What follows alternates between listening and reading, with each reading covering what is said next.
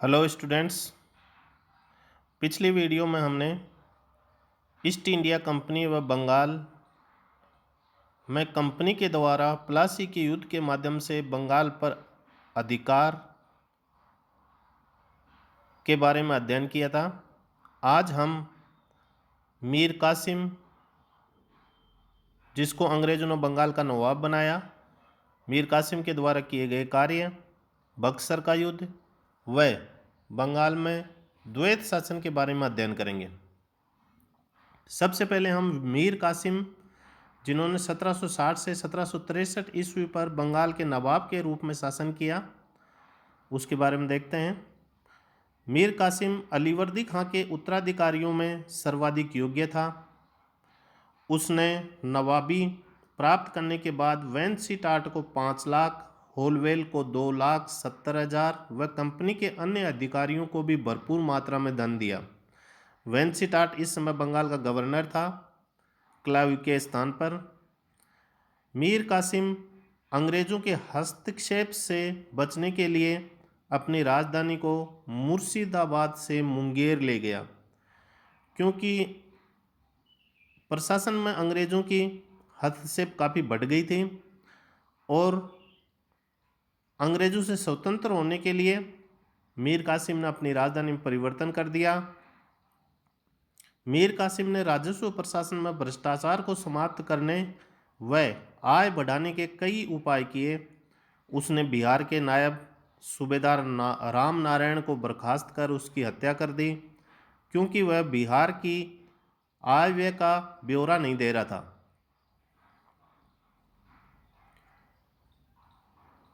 मीर कासिम ने गुरगिन खां नामक आर्मेनियन के नियंत्रण में सेना को यूरोपीय ढंग से प्रशिक्षित किया। मुंगेर में तोप निर्माण हेतु कारखाना स्थापित किया। अंग्रेजों द्वारा 1717 ईस्वी के फरमान द्वारा दिए गए दस्तक का दुरुपयोग हो रहा था, अतः मीर कासिम ने मार्च 1763 ईस्वी में सभी प्रकार के आंतरिक व्यापार को चुंगी मुक्त कर दिया। इससे अंग्रेजों को मिलने वाला लाभ समाप्त हो गया तथा अंग्रेजों व मीर कासिम के बीच संघर्ष हुआ। देखो हुआ क्या था, जब मुगल बादशाह फर्रुखसियर था तो उन्होंने अंग्रेज़ों को एक दस्तक या फरमान जारी किया था, जिसको अधिकार पत्र या दस्तक के नाम से जाना जाता है, कि अंग्रेज बंगाल में कहीं भी बिना कोई चुंगी दिए हुए व्यापार कर सकते हैं। अंग्रेज़ों ने चुंगी तो दी नहीं, साथ में इस दस्तक का दुरुपयोग भी कर रहे थे। वो भारतीय व्यापारियों को ये दस्तखत बेच देते थे और भारतीय व्यापारी भी बिना चुंगी दिए हुए व्यापार करते थे, जिससे प्रशासन को काफ़ी नुकसान होता था। तो मीर कासिम ने देखा कि अंग्रेज़ तो इसका फ़ायदा उठा ही रहे हैं, क्यों ना हम अपने भारतीय व्यापारियों को भी बिना चुंगी लिए हुए ही व्यापार करने की अनुमति दी जाए, ताकि अंग्रेज़ों को भी इसका दुरुपयोग करने का अवसर ना मिले। तो इससे अंग्रेज काफ़ी नाखुश हुए और मीर कासिम को गद्दी से उतारने का बहाना ढूंढने लगे। कंपनी ने जुलाई 1763 ईस्वी में मीर कासिम को बर्खास्त कर मीर जाफर को दोबारा बंगाल का नवाब बना दिया। जुलाई 1763 ईस्वी में मीर कासिम को मेजर एडम्स ने करवा नामक स्थान पर पराजित किया। इसके बाद गिरिया व उधोनरा के युद्ध में भी मीर कासिम अंग्रेज़ों से पराजित हुआ, अतः मीर कासिम मुंगेर छोड़कर पटना चला गया। 1763 ईस्वी में पटना में एक हुए हत्याकांड में मीर कासिम ने बहुत से अंग्रेज़ों को मार दिया। अंग्रेज़ों को मारने का कार्य मीर कासिम के आदेश पर जर्मन अफसर वाल्टर रेहेनहार्डर ने पूरा किया था, जो सुमरू के नाम से भी जाना जाता था। दिसंबर 1763 ईस्वी में मीर कासिम ने अवध में शरण ली। मीर कासिम ने मुगल सम्राट शाह आलम द्वितीय व अवध के नवाब शुजाउद्दौला के साथ मिलकर अंग्रेज़ों के विरुद्ध एक सैन्य संगठन बनाया। वह तीनों की संयुक्त सेना ने 23 अक्टूबर 1764 ईस्वी को बक्सर, जो बिहार के आरा जिले में स्थित है, बक्सर के मैदान में हेक्टर मुनरो के नेतृत्व वाली अंग्रेज सेना से मुकाबला किया। लेकिन अंग्रेज़ों ने युद्ध से पहले ही अवध की सेना के असद खां व रोहतास के सूबेदार शाहू मल को रिश्वत देकर अपनी तरफ मिला लिया और बक्सर विजय से अंग्रेजी सत्ता सर्वोच्च रूप में स्थापित हो गई, क्योंकि अंग्रेज़ों ने 3 बादशाहों को या नवाबों की सेनाओं को पराजित किया था। बक्सर का युद्ध प्लासी के युद्ध से अधिक महत्वपूर्ण था। वह बक्सर के युद्ध ने प्लासी के निर्णय पर मोहर लगा दी कि अब बंगाल का वास्तविक शासक अंग्रेज होंगे। बक्सर के युद्ध से अंग्रेज़ों की भारतीयों पर सैनिक श्रेष्ठता भी सिद्ध होती है, जबकि प्लासी अंग्रेज़ों की कूटनीति का परिचायक था। बक्सर के युद्ध के समय बंगाल का नवाब मीर जाफर था। बक्सर के युद्ध में बंगाल, बिहार व उड़ीसा पर कंपनी का प्रभुत्व स्थापित हो गया। साथ ही अवध अंग्रेज़ों का कृपा पत्र बन गया। अंग्रेज भारत की एक प्रमुख शक्ति बन गए। फरवरी 1765 ईस्वी में मीर जाफर की मृत्यु के बाद कंपनी ने उसके पुत्र नजमुद्दौला को बंगाल का नवाब बनाया। अल्पवयस्क नजमुद्दौला मीर जाफर की विधवा मुनी बेगम के संरक्षण में नवाब बना। मई 1765 ईस्वी में क्लाइव दूसरी बार भारत का गवर्नर बनकर आया। क्लाइव ने अवध के नवाब शुजाउद्दौला से 16 अगस्त 1765 ईस्वी को इलाहाबाद की पहली संधि की, जिसकी कुछ शर्तें थी, जिसमें से पहली शर्त अवध के नवाब ने इलाहाबाद व कड़ा के ज़िले मुग़ल बादशाह शाह आलम को दे दिए। दूसरी शर्त थी युद्ध की क्षतिपूर्ति के लिए कंपनी को 2 किस्तों में 50 लाख रुपए दिए। तीसरी शर्त थी बनारस के जागीरदार बलवंत सिंह को नवाब ने उसकी जागीर लौटा दी। अगस्त 1765 ईस्वी में क्लाइव ने मुग़ल बादशाह शाह आलम से इलाहाबाद की दूसरी संधि की। इसकी शर्तें जो हम देखते हैं, पहली शर्त थी मुग़ल बादशाह ने बंगाल, बिहार व उड़ीसा की दीवानी कंपनी को सौंप दी।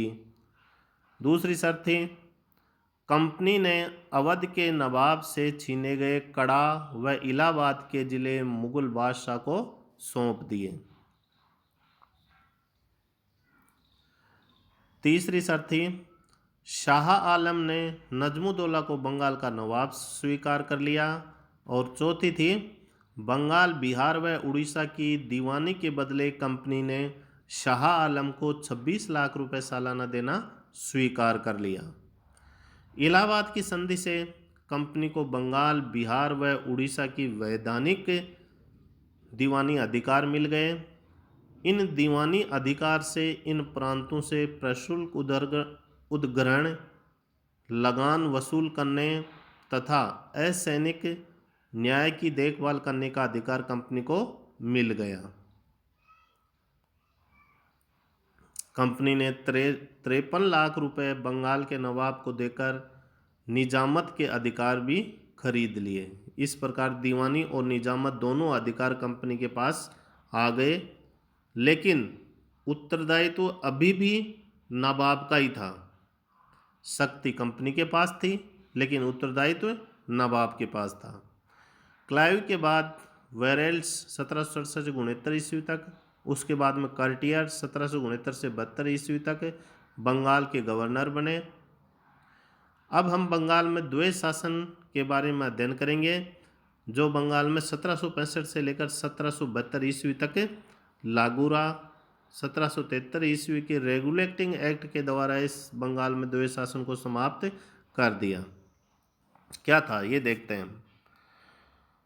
मुगल काल में प्रांतों में दो प्रमुख अधिकारी होते थे, जिसमें एक का नाम था सूबेदार और दूसरा होता था दीवान। दोनों के अलग अलग कार्य होते थे। सूबेदार का कार्य होता था निजामत अर्थात पुलिस व कानून व्यवस्था बनाए रखना, जबकि दीवान का कार्य होता था राजस्व वसूली करना। कंपनी ने 26 लाख रुपए वार्षिक में शाह आलम से दीवानी कार्य व 53 लाख रुपए वार्षिक में बंगाल के नवाब से बंगाल का निजामत का कार्य ले लिया। इस प्रकार दीवानी और निजामत दोनों कार्य अंग्रेजों ने अपने पास ले लिए। द्वैत शासन के अंतर्गत कंपनी दीवानी व निजामत का कार्य भारतीयों से करवाती थी, लेकिन वास्तविक शक्तियां कंपनी के हाथों में होती थी, क्योंकि कंपनी के पास खुद के इतने स्थायी कर्मचारी नहीं थे। इसलिए ये कार्य तो करते थे भारतीय, लेकिन वास्तविक शक्ति होती थी कंपनी के पास। इस समय कंपनी सीधे कर संग्रह का भार नहीं लेना चाहती थी, क्योंकि उसके पास कर वसूली के लिए मशीनरी व क्षमता नहीं थी, तथा कंपनी प्रत्यक्ष रूप से जनता के संपर्क में नहीं आना चाहती थी, क्योंकि सारे भारतीय कंपनी के विरोध में आ सकते थे। कंपनी ने बंगाल में मोहम्मद रजा खां को, बिहार में राजा शिताब राय को व उड़ीसा में दुर्लभ राय को उप दीवान नियुक्त किया, क्योंकि दीवान स्वयं कंपनी थी। मोहम्मद रजा खां उपनाजिम का कार्य भी करते थे। इस तरह द्वैत शासन में दो शासक हो गए, कंपनी तथा नवाब। कंपनी के पास अधिकार व शक्तियाँ थी, किंतु उत्तरदायित्व नहीं थे। जनता के प्रति उत्तरदायित्व कंपनी नहीं बल्कि नवाब था, जबकि नवाब के पास उत्तरदायित्व तो थे, किंतु अधिकार नहीं थे। इस प्रकार के शासन को हम द्वैत शासन के नाम से जानते हैं, कि दो शासक कार्य करें, लेकिन एक के पास शक्तियां हो और उत्तरदायित्व नहीं हो, और दूसरे के पास शक्तियां नहीं और उत्तरदायित्व है। द्वैत शासन के कारण बंगाल में अराजकता व भ्रष्टाचार की स्थिति हो गई, व्यापार नष्ट हो गया, उद्योग धंधे चौपट हो गए एवं किसान भयानक गरीबी व भूखमरी का शिकार हो गए। बाद में भारत के गवर्नर जनरल बन के आए लॉर्ड कॉर्नवालिस। उन्होंने द्वैत शासन के बारे में इंग्लैंड की संसद में कहा था कि मैं पूर्ण विश्वास के साथ कह सकता हूँ कि 1765 से 1784 ईस्वी के बीच ईस्ट इंडिया कंपनी की सरकार से अधिक भ्रष्ट, झूठी, विश्वासघाती व लोभी सरकार संसार के किसी भी सभ्य देश में नहीं थी। एक अन्य इतिहासकार के.एम. पन्नीकर ने कहा कि 1765 से 72 ईस्वी के द्वैत शासन को डाकुओं का राज्य कहा जाता है। इस प्रकार बंगाल के नवाब के रूप में नजमुद्दौला ने 1765 से 1770 ईस्वी तक शासन किया। उसके बाद में 1770 से 1775 ईस्वी तक मुबारकदौला ने शासन किया। यह बंगाल का अंतिम नवाब था। धन्यवाद।